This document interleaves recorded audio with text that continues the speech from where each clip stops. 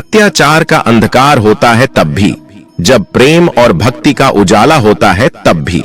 दोनों ही परिस्थिति में मेरा आना निश्चित है। वैसे तो कृष्ण का संपूर्ण जीवन ही एक प्रबंधन की किताब है, जिसे सैकड़ों हजारों बार कहा सुना जा चुका है। कुरुक्षेत्र में दो सेनाओं के बीच खड़े होकर भारी तनाव के समय कृष्ण ने अर्जुन को जो ज्ञान दिया वो दुनिया का श्रेष्ठतम ज्ञान है। गीता का जन्म युद्ध के मैदान में दो सेनाओं के बीच हुआ। जीवन की श्रेष्ठतम बातें भारी तनाव और दबाव में ही होती हैं। अगर आप दिमाग को शांत और मन को स्थिर रखने की कोशिश करें तो सबसे बुरी परिस्थितियों में भी आप अपने लिए कुछ बहुत बेहतरीन निकाल पाएंगे। ये कृष्ण सिखाते हैं। गीता पढ़ने से पहले अगर इसी बात को समझ लिया जाए तो गीता पढ़ना सफल हुआ। कृष्ण का जीवन ऐसी ही बातों से भरा पड़ा है। जरूरत है नजरिए की। उनका जीवन आपके लिए एक हिस्सा मात्र भी हो सकता है और आपका पूरा जीवन बदलकर रख देने वाला ज्ञान भी। आवश्यकता हमारी है, हम उनके जीवन से लेना क्या चाहते हैं। कृष्ण मात्र कथाओं में पढ़ा या सुना जाने वाला पात्र नहीं है, वो चरित्र और व्यवहार में उतारे जाने वाले देवता हैं। कृष्ण से सीखें कैसे जीवन को श्रेष्ठ बनाया जाए। 10 बातें हैं जो अगर व्यवहार में उतार ली तो सफलता निश्चित मिलेगी। शुरू से अंत तक जीवन संघर्ष ही है। कारागृह में जन्मे कृष्ण, पैदा होते ही रात में यमुना पार कर गोकुल ले जाया गया। तीसरे दिन पुतना मारने आ गई। यहां से शुरू हुआ संघर्ष। देह त्यागने से पहले द्वारिका डुबोने तक रहा।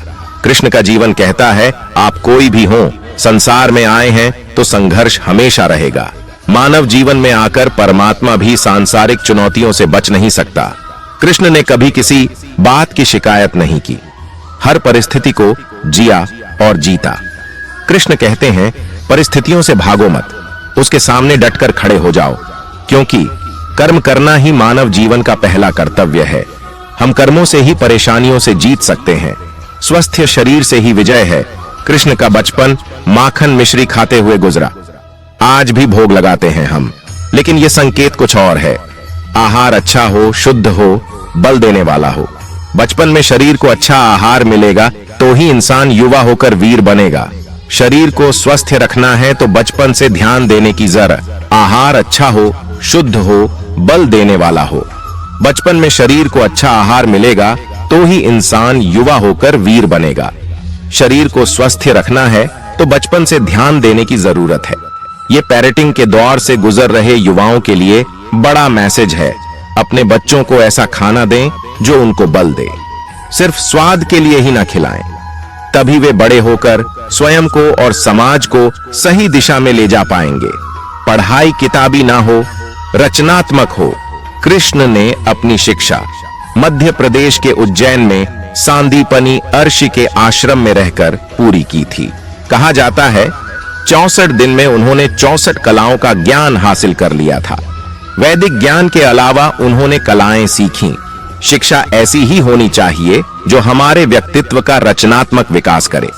संगीत, नृत्य, युद्ध सहित 64 कलाओं कृष्ण के व्यक्तित्व का हिस्सा है। बच्चों में कोरा ज्ञान ना भरें, उनकी रचनात्मकता को नए आयाम मिले, ऐसी शिक्षाओं व्यवस्था हो। रिश्तों से ही जीवन है, बिना रिश्तों के कुछ नहीं। कृष्ण ने जीवन भर कभी उन लोगों का साथ नहीं छोड़ा जिनको मन से अपना माना।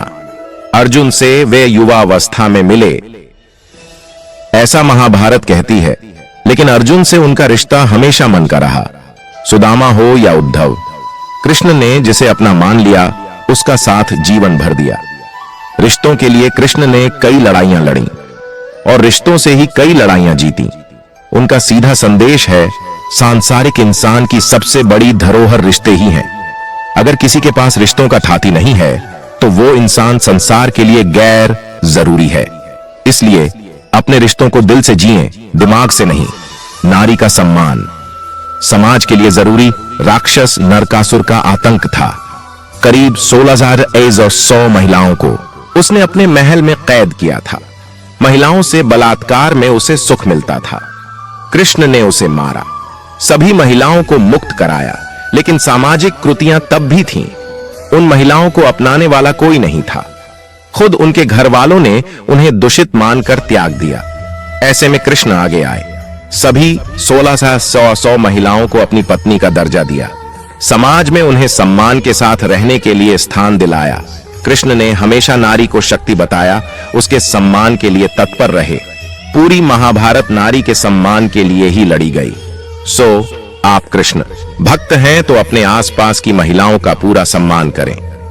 कृष्ण की कृपा पाने का यह सरलतम मार्ग है। आपके मतभेद अगली पीढ़ी के लिए बाधा न बने। कम ही लोग जानते हैं कि जिस दुर्योधन के खिलाफ कृष्ण ने आजीवन पांडवों का साथ दिया, उसकी मौत का कारण भी कृष्ण की कूटनीति बनी। वो ही दुर्योधन रिश्ते में कृष्ण का समधी भी था।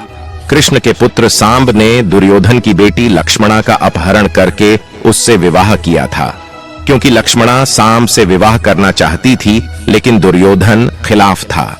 सांब को कौरवों ने बंदी भी बनाया था। तब कृष्ण ने दुर्योधन को समझाया था कि हमारे मतभेद अपनी जगह हैं, लेकिन हमारे विचार हमारे बच्चों के भविष्य में बाधा नहीं बनने चाहिए। दो परिवारों के आपसी झगड़े में बच्चों के प्रेम की बलि न चढ़ाई जाए। कृष्ण ने लक्ष्मणा को पूरे सम्मान के साथ अपने यहां रखा। दुर्योधन से उनका मतभेद हमेशा रहा, लेकिन उन्होंने उसका प्रभाव कभी लक्ष्मणा और सांब की गृहस्थी पर नहीं पड़ने दिया। शांति का मार्ग ही विकास का रास्ता है। कृष्ण ने महाभारत युद्ध के पहले शांति से समझौता करने के लिए पांडवों और कौरवों के बीच मध्यस्थता की। हालांकि दोनों ही पक्ष युद्ध लड़ने के लिए आतुर थे, लेकिन कृष्ण ने हमेशा चाहा कि कैसे भी युद्ध टल जाए। झगड़ों से कभी समस्याओं का समाधान नहीं होता है। शांति के मार्ग पर चलकर ही हम समाज का रचनात्मक विकास कर सकते हैं। कृष्ण ने समाज की शांति से मन की शांति तक दुनिया को यह समझाया कि कोई भी परेशानी तब तक मिट नहीं सकती जब तक वहां शांति ना हो।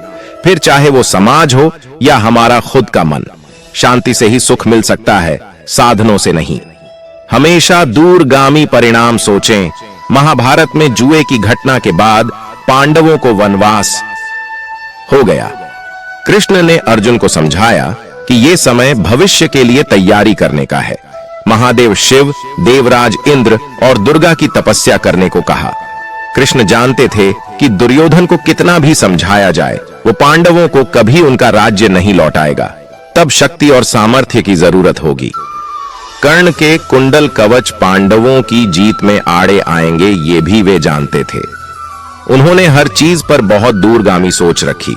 कोई भी फैसला तात्कालिक आवेश में नहीं लिया। हर चीज के लिए आने वाली पीढ़ियों तक का सोचा।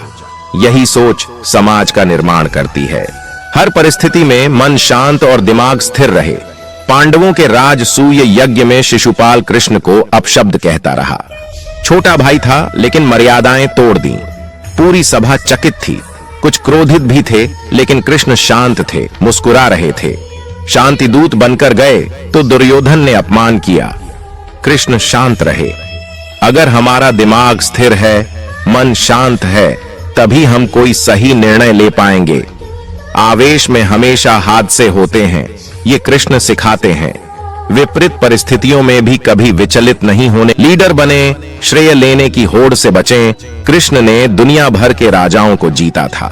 जहां ऐसे राजाओं का राज्य था जो भ्रष्ट थे, जैसे जरासंध, लेकिन कभी किसी राजा का सिंहासन नहीं छीना।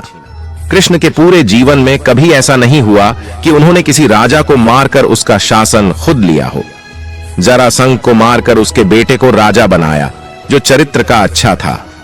सभी जगह ऐसे लोगों को बैठाया जो धर्म को जानते थे।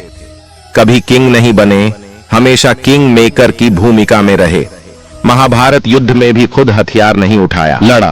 पूरा युद्ध कूटनीति से।